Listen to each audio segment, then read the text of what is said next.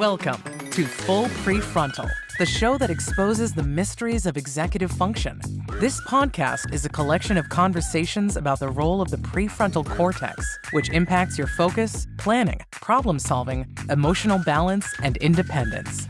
So join us as we explore executive function and the science of learning. And now, here's your host, the founder of EXQ, Sucheta Kamath. Welcome to Full PreFrontal, exposing the mysteries of executive function. Those who listen to us often know that this is podcast that tries to fulfill three goals, many more, but three primary goals. One is to explain what executive function is, what's the role of prefrontal cortex in self-actualization by translating the research findings from many, many fields, including neuroscience, psychology, anthropology, and many more into meaningful bits that apply to everyone's life. Second goal we have is to connect the plight of the current self with this aspirational future self.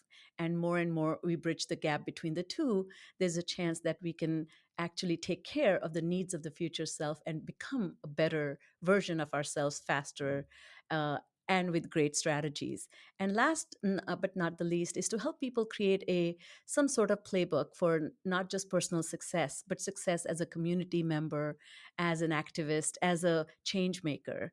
And that so much depends on mastery of executive function because that centers around self-control. So as we talk about this, one of the things that has been on everybody's mind is how do we talk about becoming the best and the greatest citizens of this American life here, and those who are listening to all other parts. We get listeners from 90 countries, so I'm very, very excited about that. So the most important thing, though, is how do we understand experiences of those who are not do not belong to the majority, and particularly after George Floyd's death, we have had incredible a chance to open some dialogue regarding that. So with that in mind, I was just going to make a reference to a journalist just published a book about operations of FBI, and it was so interesting. There was something that she mentions in her book, which is a story that goes many in 2001, LA Times reporter Eric Blue, I think, wrote the story titled FBI Settles Black Agents Discrimination Lawsuits.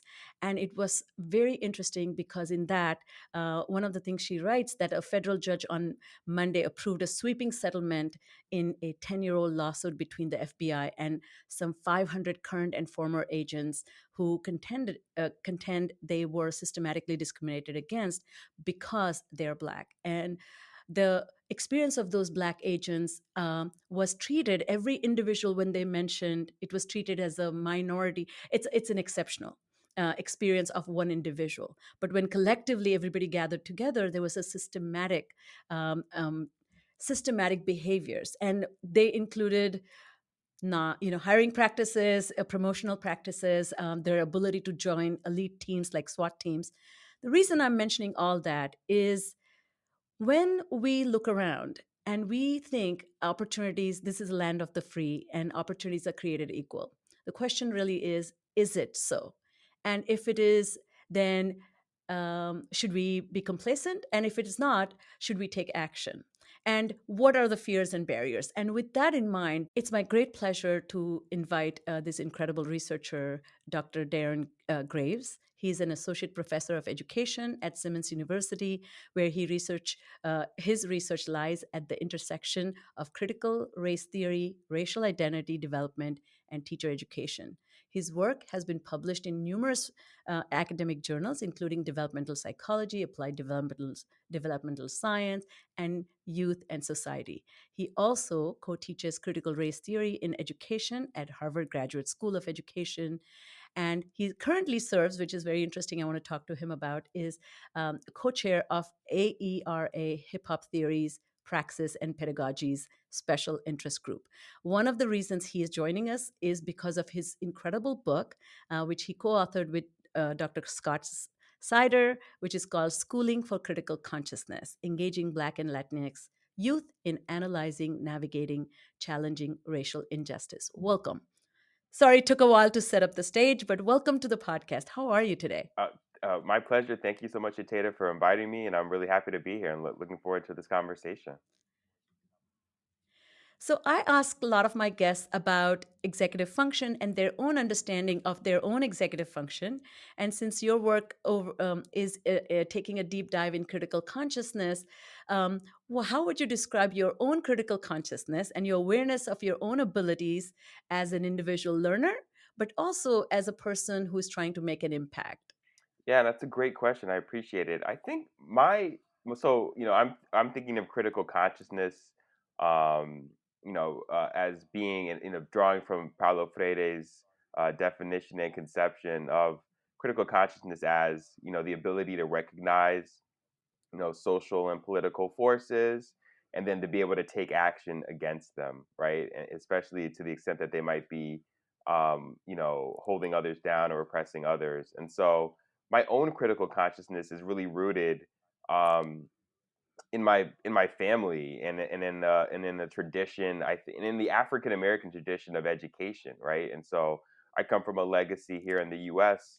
where education was denied to my ancestors, either outright or through not providing anywhere near the means that we would need to have high quality schooling, and that was very much based on faulty notions of Black folks as not being intellectual or not being capable of being highly intelligent. And so in that context, we come from a legacy, we being Black folks, in America, come from this legacy of, seeking education, seeking schooling in the face of all of those challenges, as a means to both, affirm our own humanity, affirm our own, become authentic authors of our own futures, and also to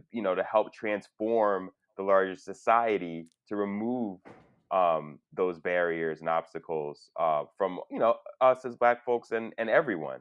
And so I come from a long legacy of educators in my family and otherwise who have instilled in me the importance of learning more, achieving highly, um, and that my success comes not when I succeed, but when those who come behind me succeed. So I'm standing on strong shoulders, and I need to be strong shoulders for the people coming behind me. I love that. And you exemplified that through your work and the teachings you do, and in different communities that you belong, including the Muslim community lecture. I had an opportunity to listen to you about that as well. So, just to get a little bit more in depth clarification about the Brazilian educator that you mentioned, Paulo Freire's definition of critical consciousness, which you summarize in many places, including with your colleagues, that inequality is sustained when the people most affected by it are unable to decode their social conditions. I just think that's such a powerful way to think, that you're basically trying to survive, but to take a look at your condition in the context of others requires some type of awakening, or some type of experiences that takes you outside your realm of being. So can you tell us a little bit about this decoding process? What social conditions, because the conditions are designed to make you not aware of them, right? Exactly. So how would you explain or elaborate on that? I really appreciate that. Yeah, the systems that are at play, whether they're systems that are organizing people's opportunities on the basis of race or gender or sexuality or religion or ability, disability, like all of these systems are super powerful and operate and have been operating since before we got here and probably since maybe after we're gone, but because they're so pervasive, and like you said, they're sort of organized in ways for you not to really think about them. Even the people who are most affected by them, right? might not even understand how that they're operating or how they're operating, right? And so I think we have, a narrative in the United States that very much centers people's efforts and decisions, right, as the things that will help and effort, right, and that will be rewarded or not, right, in terms of, and it really presumes that there is a level playing ground, right? So if you presume a level playing ground where everybody has the same opportunities, right, then you should be judged on. I mean, your progress and your success is really a function of, how hard you try, did you make the right decision, so on and so forth, right? And so with that, an over belief in that meritocratic system then leads even the folks who are victimized by some of these systems of oppression, to see their own lack of relative success, or some of the symptoms of those systems as a function of their own, poor decision making, or, cultural features that might be disconnected from, the institutions, like school and otherwise, where people attain success. Um, and so it really, can lead to situations where, you are blaming yourself or your own community for issues that are really about structures that have been placed on top of your community that have really constrained, the options for agency, moving forward. And so there does need actually to, and for folks who have privilege, that's there's very much, those systems of privilege are very invisible. So that's a whole different story for the folks who have privilege. But for the folks who don't, there still often needs to be an intentional project to help, these communities see what the systems are that are constraining their possibilities and how they operate, so that they can have that, as you described, an awakening to then figure out what to do next.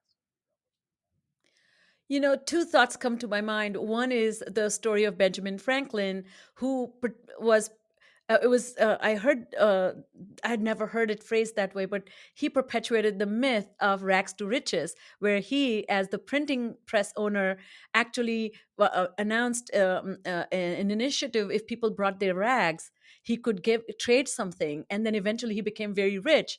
And so he always put this narrative out that if you work hard, if you tried your best, every citizen of this country has that potential and opportunity. But it's a lie, it's a myth a little bit, because those opportunities are not created equal. And second thought was, Beverly Tatum Daniel Tatum talks about this invisible escalator, right, moving escalator on which the people with privilege are automatically propelled towards progress, and the ones who are we're walking at the same pace but can never reach. Can you tell? So I'm going to tie this back into the topic that we can talk about. Is you're a developmental psychologist. Before we begin with this work of critical consciousness in youth, can you take a moment to talk about the psychological makeup and struggles of the marginalized children and youth, and what are they battling with that might get overlooked by traditional educational approach? Yeah, no, this is a great question. So, as a developmental psychologist, I'm super interested in identity development, writ large, and it's particularly racial identity development. Um, and so, which is really like the impetus for the project of the book. And so, but I'll just say it like this, you know, you know, when it comes to issues of race and other kinds of identities, right, socially constructed identities, we are all bombarded with, so many messages about who people are, who we are, on the basis of race, on the basis of gender, other identities that have really profound impacts on how, particularly young folks, see themselves, right?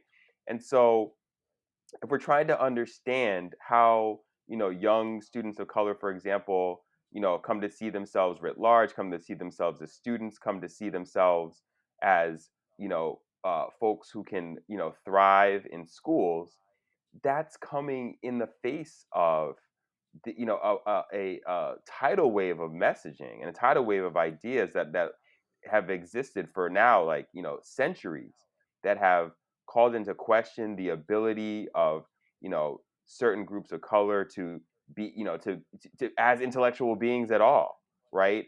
Um, lots of messaging about people of color from a deficit lens that really frame them as deviant, dangerous, Mm. um, you know, bodies that need to be policed, minds that are not fully formed and need lots of help to overcome that.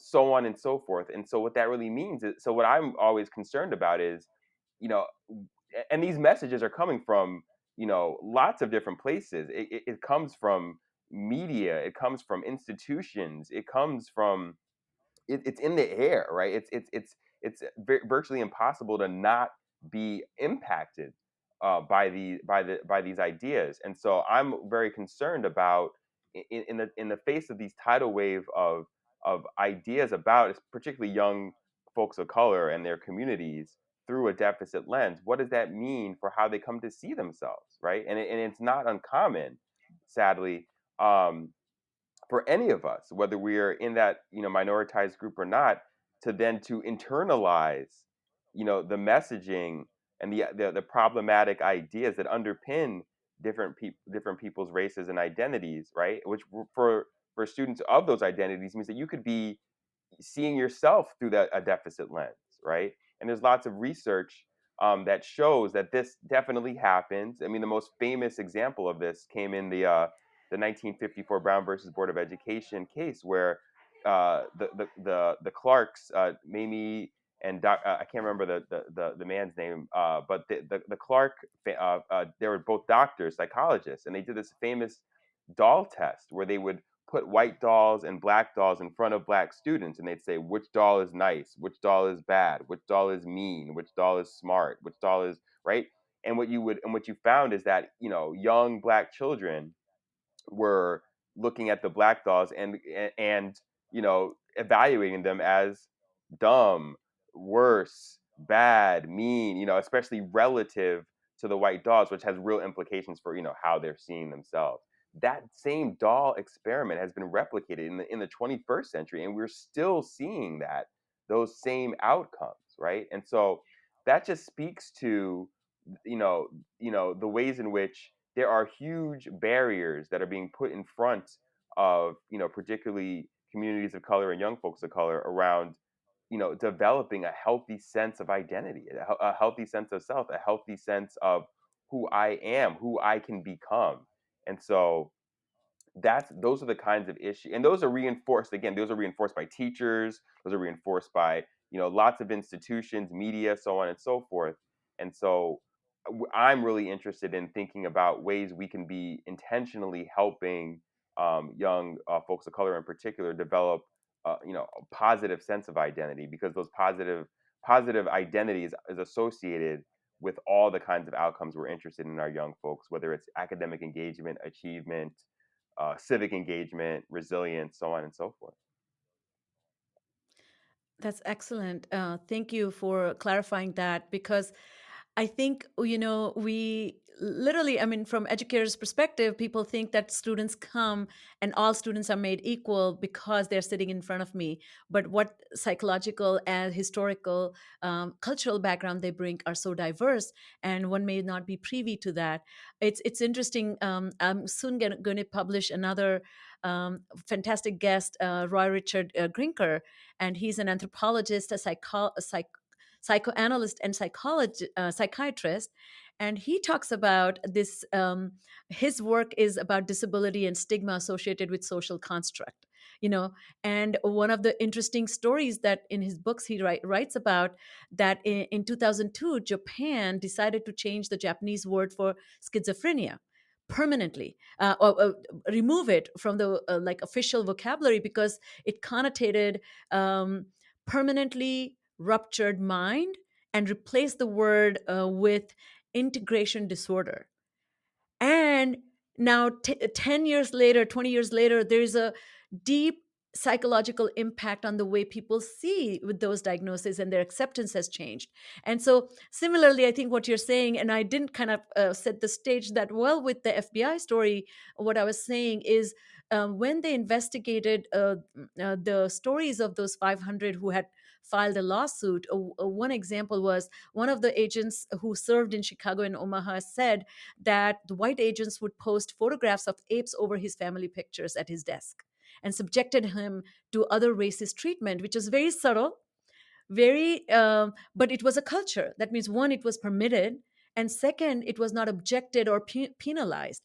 And so, as you talk about critical consciousness, I think what I'm hoping to hear further about is changing the ones who witnesses and those who experience it, right?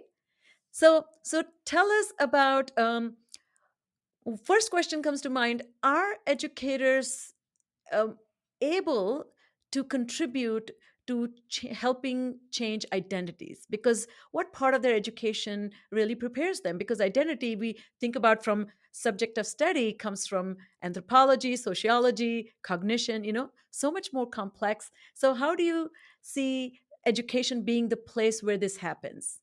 Well, yes, this is a great question. So, schools, are can definitely impact and does impact people's sense of identity. And so, part of what so there's a few ways to think about it. There are some folks who say, and I understand this, right? Well, is it my job, or as an educator or a parent saying, is it educators' jobs to really be helping students, figure out and navigate identity? And I have two responses to that. One is that whether we like it or not, it just is, right? It's just happening, right? It's Yes. almost like, Yes. some of the debates around sex education in schools, right? There's some people who will say, well, I don't want my children learning about sex in schools, and I can understand that, right?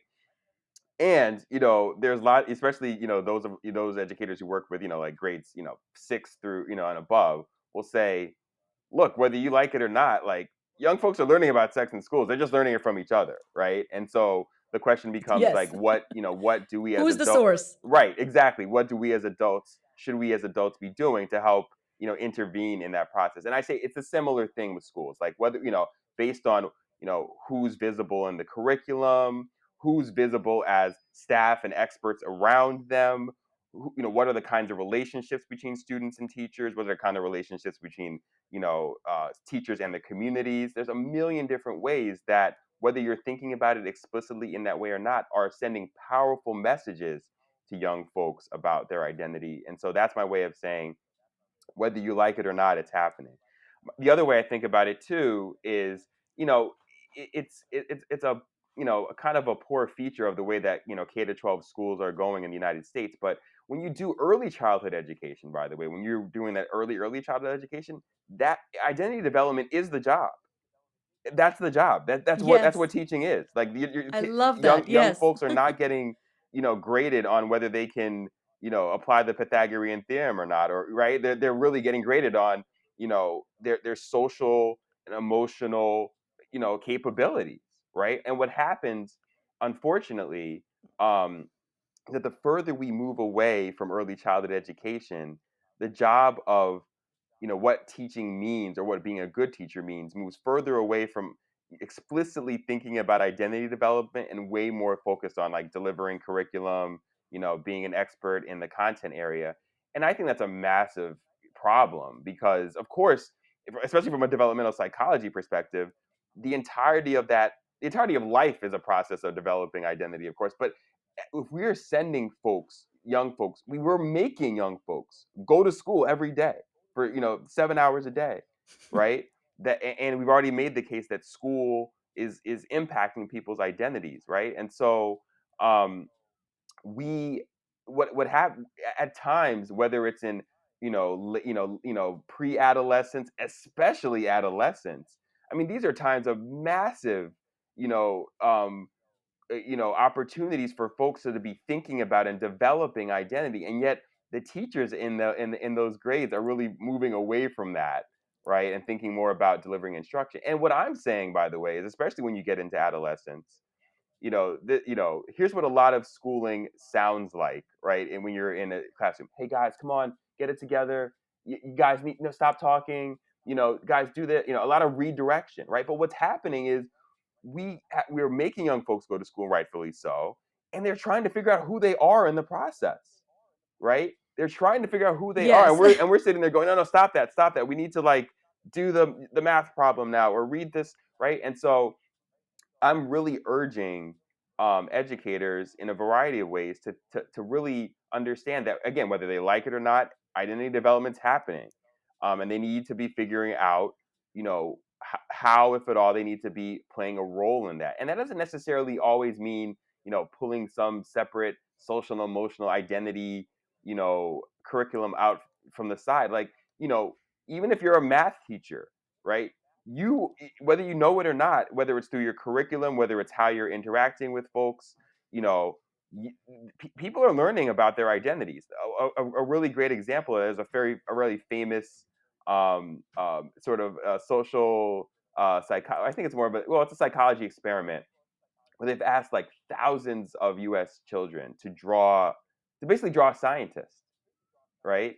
And when they draw a I scientist, remember. right, it's all, like 95% of these pictures are of white men, right?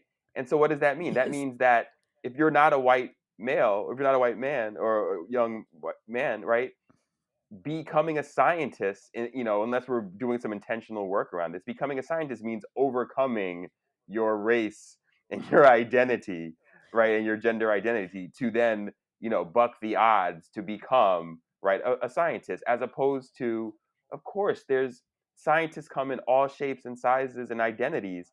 Um, but again, if we're not being intentional about helping young folks understand that, then it shouldn't be a surprise when we're having issues, you know, engaging folks who basically aren't white men, right? To be, to engage in the field, in the study of science, or whatever the topic is. And so, um, some of this work is, this work, it takes on many different forms, right, around helping young folks develop a sense that, yes, I am an intellectual being. I come from a community of scientists or mathematicians or so on and so forth, right? The way my teacher interacts with me and my community helps me understand that I am capable of all these things, right? So this we educators are doing this, whether they're doing it wittingly or not. And I'm urging educators that they need to be way more intentional about thinking about the ways that they are sending messages to help students develop a positive sense of identity. I love that. I was recently in an author's a release of Janice Kaplan's new book called Genius of a Woman. And in that she tracks stories of women in variety of ways, and she refers to another experiment that was done to talk about different fields and who is the pinnacle representative of that field, and not a single woman. The children could not name a single woman. So the belief was, if I don't see them, if I don't know them, they must not be good at it. It was never viewed as there was no opportunity, right?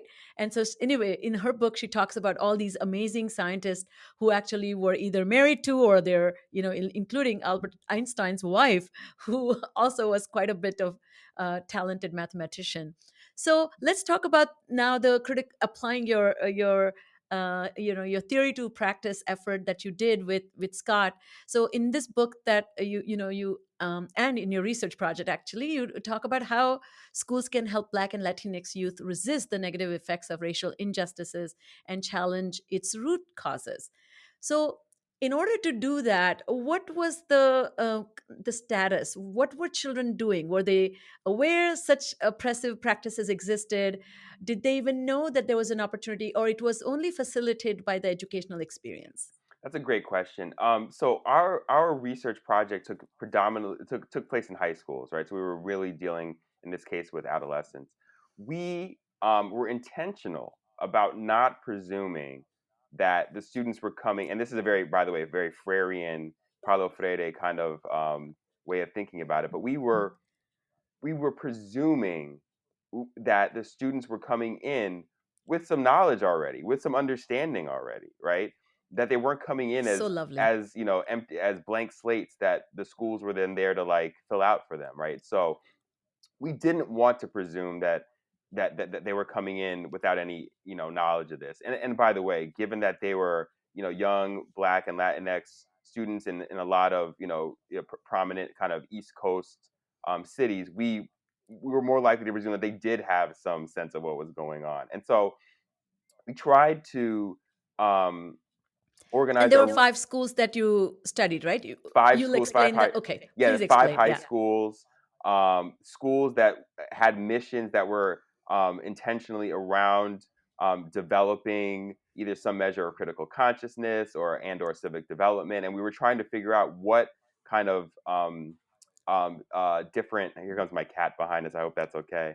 Um, Oh, yes. different kinds of approaches that schools took to help young folks both understand how these how these social forces are at play, and then what they could do about it. Okay, and so we actually follow, and the great part about this study is that we actually followed the students from the beginning of their first year in high school to their very end. So it was a longitudinal study. So we got to see how this Wow. looked over time, which we were also super interested in.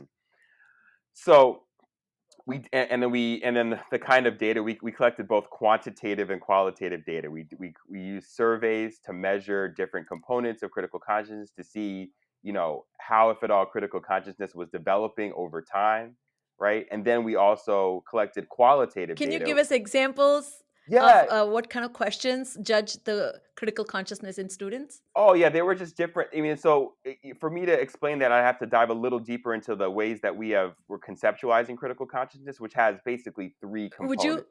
Yeah, basically three Yes, please. I components. meant to ask you that Yeah. first. Yes. So if you remember, Please. my definition was that I was using was the ability to recognize these forces and to take action against them. And so we see critical consciousness as having three components.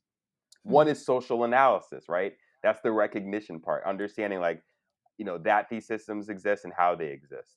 We also see this another component is social action, right, which refers to a variety of types of actions you can take in order to push back against these systems. And then we have this third piece that's called political agency, which is kind of the bridge. We see that as the bridge between um, analysis and action. And political agency is sort of like it's basically like efficacy, right? It's the feeling that you can make a change, right, if you wanted to, right? And so um, there were actually different Love scales that. that were some that were looking at analysis skills, like I don't know if I'm going to remember the exact types of questions, but these are going to be questions that are really going to be asking about students' ability or sense of understanding how different systemic forms of oppression work, right? We'd have questions around action. We'd have some surveys that were around action that were really asking students about senses of what they could do or what they have done, right, to be able to push back against these systems. And then the surveys around political agency were really focused on their belief in their own capabilities around doing any of the work that would involve transforming these systems. And so we collected data that showed, and I don't think I'm giving away too much by saying that yes, in all of these schools, over 4 years, we saw growth in all of those dimensions, which really helped us answer the question, like, was critical consciousness developing? Before I keep moving on, real quick, we did see, and I will come back to this, we did see that certain schools, maybe the students showed more growth in one of the components compared to the other. So some of the schools did really showed more growth in terms of action versus analysis versus agency. Okay, so that's that piece. The qualitative piece, which is even more fascinating to me, was the many days and full days and hours. I think we spent over 360 days, full days in different schools. Um, Doing Unbelievable. full day observations, and then doing periodic interviews with students and students in particular, and also some teachers as well, to really connect the dots. And this gets to your original question about how much the schools were influencing their critical consciousness. So we were trying to do both observations and ask specific questions that really linked the growth that we were seeing in the students to specific practices that we were seeing in the schools. And we felt most comfortable about that when we identified practices that we saw ourselves through our observations, when those matched up with the ways the students themselves identified those practices as influencing their ability to either do the analysis or the action or gain some sense of agency. So that was the data. The data was really trying to is to both see, was there any growth, and so we could say yes to that, and then the qualitative piece was really trying to figure out, well, how if at all can we attribute what was going on in the schools um, to that growth. And if you want, I can talk a little bit about the things that we saw or the things that the students identified that I would contributed to that. Yeah. love that. And for our listeners, I'll summarize a few things here that, you saw that many factors that influenced positive youth outcomes. And what you saw was greater resilience, better mental health, higher self esteem, and of course, higher academic achievement, which probably would be the only interest factor of interest might be for educators. I'm Right. teasing here, No, no, but I think that's this is real. what we want. We want children to be resilient. So tell us, maybe you can walk us through a couple of schools, what they were doing. You have such incredible stories that you talk about. Including, the countries that banned, visiting the neighborhoods. Such interesting stories.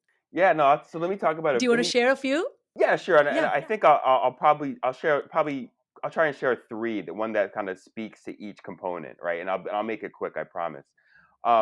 So one of the some of the schools did really well with, their students did really well with the social analysis piece of critical consciousness. And in those schools, and in those schools, what we found is that they often into their core curriculum, right? Whether it was within sort of the traditional classes like English or social studies or other things, or creating their own class that all students took, that really introduced them to frameworks for understanding how these systems work, right? And so one of the schools that we highlighted, they introduced these students to what they called the three I's, the three, and by I mean the letter I, three I's Yes, yes. framework, which was a way of categorizing the different ways that, for example, racism can manifest. And in that regard, it was, it can happen on an interpersonal level, right, between people.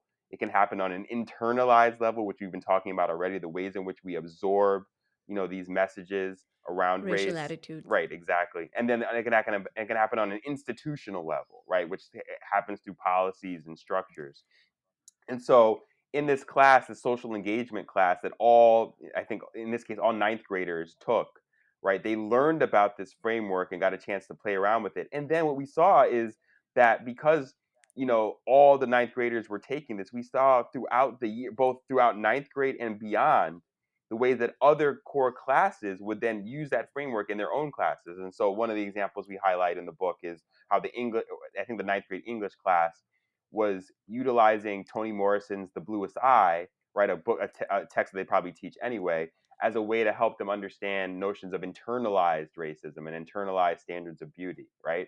So the schools who did that really gave students a lot of important tools for analysis. For action, what we saw is a similar kind of model, but in this case, we saw models where, in one of the schools, students in the 12th grade this is a class that all 12th graders had to take. Okay, so again, the incorporation into the everyday schooling of the students, where they learned actually different theories and methods of organizing. Okay, and then after taking this class in their first semester, they had a senior year graduating culminating project that required them to choose a topic of importance to them in their community, do the research, and then produce and perform what they called this a change the world project, where they had to take the learnings that they had done about the specific topic, move it out into the world and do some kind of action. And whether that action was in the form of confronting institutions that were doing things that were discriminatory, whether that was just doing a public service announcement so folks in their community could understand what's going on. The example that you gave that you mentioned was of students for whom the French consulate had actually I love that. declared their neighborhood, the neighborhood that they go to school in and they live in, as essentially a no-go zone for French citizens. If you're going to come to travel to this city, don't come to this neighborhood because it's scary. The school found out about it. The students found out about it. They did a lot of research, and they ended up confronting, the general consul in that city to urge them to change that, essentially a travel ban, right, to their community, which they eventually did, which was amazing, right? And so in those cases, the schools build in the action part of doing the action out in the world as part of as part of the learning, as part of the core learning. The last thing I'll mention is schools where we saw students displaying high agency, right? The feeling that they can do it, make changes, is that these were schools that provided meaningful, again, usually through core courses, meaningful opportunities for the young folks to shape the school environment, right? And so we talk Mm. about an example where schools, where one of the schools through an 11th grade civics class gave the students an opportunity to revise an unfair school policy, and these students in this case, decided to try and make a revision to the school technology policy, right? The ability for them to be able to use their phones or other tablets, right, to be able to do work and other things. And so the students went through this whole process of, again, research, making a whole presentation to the faculty. They presented to the I love faculty. that. The faculty, did they give them what they wanted immediately? No, they actually scaffolded a process for them and said, hey, wait, we have some real questions about this, right? Pushed back a little bit in ways that were both genuine, and some also about scaffolding a process for them to understand like how this works in real life. Um, and then at the end of that process, you'd get students saying things like the textbook definition of agency. They would say things like, "Wow, I didn't know schools would listen to young students, right? And now that I made a change here, I feel like I can make a change anywhere, right?" And so those Love are the that. kinds of different practices that we saw, and we feel comfortable attributing those practices to the results that we saw, because it was also backed up by the many interviews we did with students over the years, where the students would say that I learned about I became more aware about food deserts in my community, um, and it was my social engagement class that really helped me see this in ways that I hadn't seen before. So we had lots of amazing data on the qualitative end, where we got to see for ourselves the ways that the schools were scaffolding these processes, and then amazingly, students organically telling us the ways in which those processes impacted their thinking. I mean, there's so many examples made my heart just dance and eyes teared up sometimes. But there was one example of Terence who said achievement as resistance. And that was such a, that as achievement as resistance was such a powerful way to keep at school, recognize that there are a lot of forces who are banking on me dropping out, or they don't care if I don't finish, but if I care, I have some agency. And I mean, that's just the most beautiful thing. And it's really interesting. So my real question is, why is this not happening everywhere? Why is critical consciousness curriculum is not all pervasive? Right, right. I think, well, that's a tough question. I think the answer, sadly, is politics. And so, what do I mean? Yeah, I mean, there's so much research, even beyond the research that Scott and I did, that shows, and like you said earlier, like even if you're just only interested in high test scores, or high academic achievement, we have the data that shows that critical consciousness and positive racial identity is very much statistically like correlated with outcomes like GPA or test scores, or whatever it is that you're interested in. And so under those circumstances, it begs the question even more. So, like, well, why isn't everybody doing this? Especially, right, in the context where all these researchers and policymakers are trying to figure out, especially for students of color, like, well, how can we make sure that we can that we're not seeing these disparate outcomes, right? And so, why would we not be doing this across the board? I think the reality is that um, the no, Paulo Freire said that, in his work, that we read the word in order to read the world, right? In other words, that we learn Hmm. these functional literacies and numeracies, not just for their own sake, right, but so that it can eventually become critical literacies and transformative literacies, right? And to me, that does not sound like a really radical notion, right? That we are teaching students skills so that they can become authentic authors of their own future. That does not sound radical to me. It becomes radicalized, unfortunately, in the context of students who have been minoritized on the basis of race and other things, right? Because what in order for them to become, right, authentic authors of their own future, we're going to have to surface, ugly dynamics like racism, like patriarchy, right, like ableism, right? And sort of looping back to the Nepotism. beginning, right, so looping back to the beginning parts of our conversation, there's ways in which, when those systems are invisible and aren't talked about, that's kind of that's sort of a goal, right? That's sort of the ideal in the United States, is that we shouldn't be encumbered by these systems, right? But sadly, because different parts of the society are in different places around their sense of whether we should be foregrounding those issues, thinking about those issues at all, right? Now that we're talking about racism or ableism or these other isms, that now makes it, to those people, seem like a radicalized project, right? And maybe even um, a form of indoctrination. And so I think my response to that is as follows. And again, this sort of takes on, the kind of ways that Freire looks at education. That education is inherently political. Now, I want to like distinguish between political and partisan. Okay, Hmm. education being partisan, that I can understand, especially in the U.S. context, how that would not be an outcome that we're looking for. Right, that does more lean into the realm of indoctrination. But I don't know what education. I don't know what an apolitical education is. Like, I don't even know what that means. Right, we make Yes. everybody go to school in the United States. Right, and a big reason for that is so that they can, and a laudable reason for that, right, is so that folks can be useful and educated contributing members of our democracy, right? One of the biggest reasons that people were scared of democracy when it was first brought up was like, these people don't know nothing. Like, these people can't. How are people going to make decisions about how to be governed if they don't know nothing, right?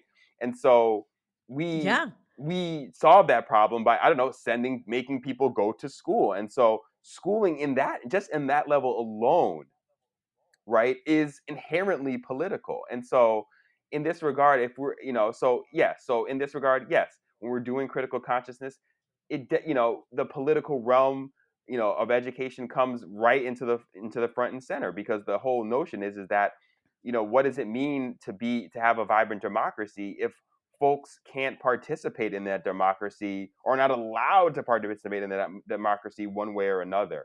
And so I think what it really involves is helping people understand that, while yes, we are, helping young folks think about some of these issues like racism, that doesn't mean we're trying to indoctrinate them into a certain way of thinking.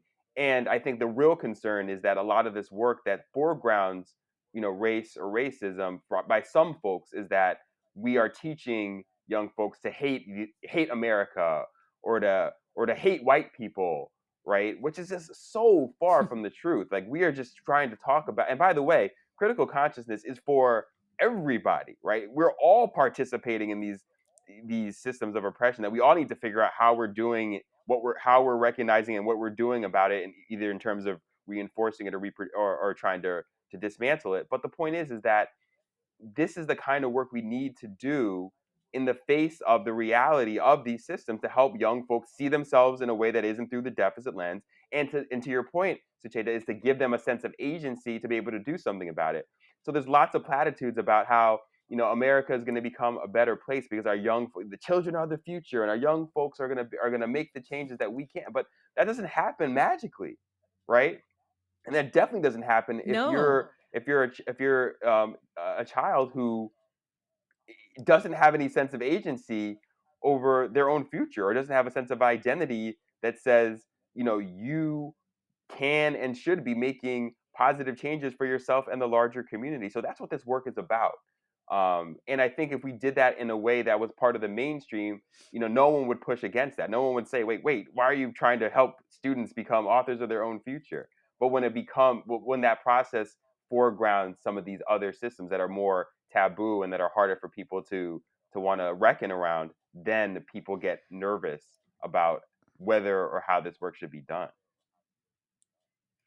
That this is so well said, and you're kind of mirroring the concepts that Paulo Freire talks about in Pedagogy of Oppressed. There's a portion there that he talks about fear of freedom. Freedom would require them to eject this image and replace it with autonomy and responsibility. Freedom is acquired by conquest, not by gift. It must be pursued constantly and responsibly. Freedom is not an ideal located outside of man, nor is it an idea which becomes myth. It is rather the indispensable condition for the quest for human completion. I just love that. So I think I'm wondering, as we talk about the oppressed, what do we talk about? How do we address the critical consciousness of those who are not intentionally oppressing, but they are part of the system that's benefiting them? And they may feel incredibly uncomfortable if certain parts are pointed out about the privilege that comes their way. And this is where I feel there's such a rub. How do you see this apply to all children Yeah, and adults? this is important, right? So look, the way these systems of oppression, they've been going since before we got here, and they're going to probably be going since after we're gone. And so I think part of the deal is to help folks understand that because these are systems that churn and they go, whether we like it or not, that it's I think there's a sense that like all these systems are just going to peter out, like the old people are going to go away and pass on, and then the new people will come in, and then that'll usher the era, a new era. And that's just so not the case. That's just not what history dictates, right? All you have to do is look at what happened in Charlottesville. What was it, like 4 or 5 years ago? Those were not old people walking around with torches on that campus. Those were young folks, right? So that's one. Two, like these systems of oppression, like based on what your quote from Freire, they're upheld by people who have power and by people who don't, right? They're upheld by both groups, right? And so there's no way that we're going to dismantle these systems without the folks who have the privilege engaging in this work. And I think U.S. history dictates this, right? There are ways in which when we've made big leaps forward in terms of social justice, it's often occurred when folks with privilege have decided to get on board this process and become part of the process. That usually helps us make big steps forward. So this work needs to be done with, for example, if we're talking about racism, it definitely needs to be done with white folks. For example, if we're talking about patriarchy, it definitely needs to be done with men. Okay, and so what is the way that we can help folks with privilege do this without feeling, overwhelmed by like guilt or shame or whatever kind of negative emotions that might, make them not want to be part of this process?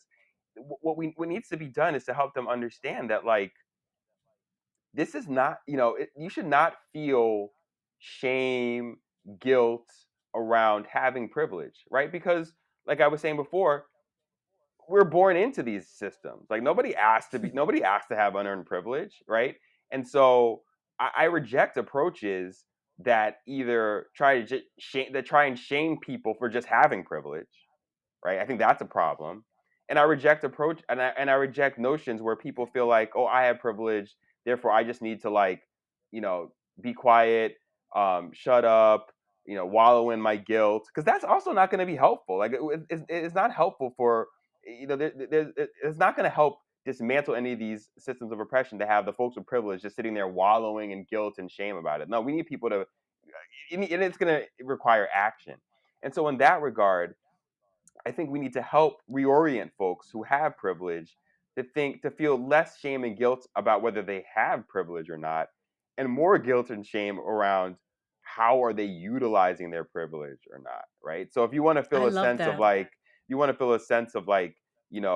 guilt or whatever to help, push you forward, It should be around, what are you doing about the privilege that you have, right? That's the thing that should move us forward. And we all need to think about that, because like I said, again, even when we all, let's say we all decided, locked arms together, agreed that like these systems of oppression are bad and we want to get rid of them, it's going to take so much work, even when we all agree, right, to make them go away, because they're so powerful and so pervasive. I mean, we had a constitution that gave everyone the right to vote, and then we needed to It have didn't matter. amendments to make that actually happen. Then we had to have more, civil rights acts, after that, to really make it happen. And we're still dealing with it, right? And so it's always going to take tons. And again, building on your Freire quotation, it's a process. It's not a destination. It's always going to require us to do work. So we need people's energies focused on getting involved in that work, whether it's work they need to be doing themselves and or work they need to be doing collectively, from their different levels of power and privilege. And to realize that, like, look, you might have power and privilege. Great, you didn't ask for that, but now now what are you going to do about it, right?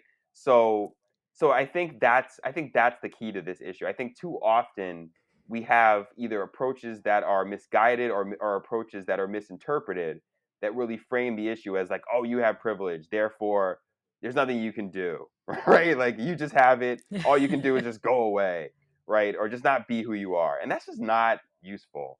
So we want to give folks with privilege, guess what, a sense of agency around this. There's something you can do about this, right? Absolutely. And I'll end this that one of the beautiful things you say in your book is that critical consciousness is an antidote for oppression. And this is how you just explained how this is possible. And the other very positive message you leave us, that you see measurable, as you said, objective, subjective, and transformative changes in youth, which is what we want. And I just can imagine the power of, if we have such kind of army of new generation who pauses and problem posing pedagogy that Freire talks about, which is really like taking contemplation into saying, being serious about problems that we see, and not just turning your back and saying, oh my god, I'm feeling overwhelmed. So as we end, do you have any suggestions for our listeners? What books you tend to look at that you find inspiring and that influence your thoughts? Yes. Let me say one other thing right before that, if that's okay. I Oh think yes, please. we're also long overdue for a revisioning of what schooling needs to be, right, in this country, right? Yes. The way I describe it is we have like a 19th century school schedule that's preparing students for 20th century jobs, right? So we are way overdue of trying to figure out what school needs to be. And I think this, the pandemic moment that we've had, right, that really forced us, it has really jump started a process of re-envisioning schools, what school needs to be. And I think that critical consciousness needs to be a part of that, needs to be a part of that re-envisioning. So let me And executive function training. exact Teach children how to think for themselves and manage their lives a with hundred intention. 100%. Thank you for saying that.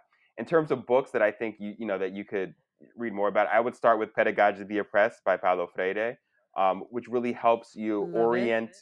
orient yourself to the political nature of education, and the kinds of um, authority you need to have with students, right? And in a Freirean model, it's way more of a reciprocal model of teaching and learning between students and teachers than a more of a vertical authority model, where the teacher has all the information, all the expertise, and is just depositing it in to the student's head. That's not what we're trying to do. We need to see our young folks as having expertise, and in those communities as being experts on their own condition, and drawing from that. So that's one book that I would mention. Another book that I would mention is Below the Surface, by two great scholars, one Deborah Rivas Drake, and Adriana Umanya Taylor at Harvard Graduate School of Education, who've done amazing research. And it's a very readable book about racial and ethnic identity, right? And so if you're really interested in That's great. thinking about what racial ethnic identity is and how to promote positive racial ethnic identity, I would suggest that book. And the last book I would suggest is Cultivating Genius by Dr. Goldie Muhammad, which I think is just a beautiful example of, through especially like literacy curriculum and otherwise, how we can be meaningfully integrate some of the key components of critical consciousness, especially around, identity, especially around analysis, into our everyday lessons. And so I would highly recommend that book as a way as one type of example of how we could be meaningfully incorporating critical consciousness type work into our schools. Well, my goodness. So I have to admit, I have not read the other two, Paulo Freire's book. Because of your and Scott's work, I got introduced to it last year. So I can't wait to read these two books. I'm curious if you are familiar with Baba Ambedkar, Annihilation of Caste. I will send you some information about it, but he is um, from India. He is he was a champion of speaking against oppression and creating the critical consciousness and changing the voice and giving agency. And his work had great influence on MLK. And they were in correspondence with each other, which I recently found out. But very interesting. Well, that's all for us now. Thank you for tuning in and joining this deep and meaningful conversation. If you are enjoying our podcast and love what you're listening to, please share and like us on many social media and spread the word because this is important work. And to me, executive function skills is changing the way you look at the world, become more aware so that you understand the changes you make benefit not just you but others. And lastly, there's so much work to be done in the community where you belong and the larger community that you don't see, but that change is not possible unless we pause, reflect, and then respond and not react. So if you don't practice critical consciousness, you will be in the mode of reacting, and that's not good for anybody, right? Exactly. So thank you so much, Daren, for being with us and being absolutely an incredible guest. I am so grateful. Thank you. Absolutely my pleasure. Thank you. Thank you for listening to Full PreFrontal, exposing the mysteries of executive function. To contact your host, Sucheta Kamath, and learn more about her work on improving executive function, visit her website at exqinfiniteknowhow.com. That's www.exqinfiniteknowhow.com. Tune in next week for another informative episode of Full PreFrontal, hosted by the founder of EXQ, Sucheta Kamath.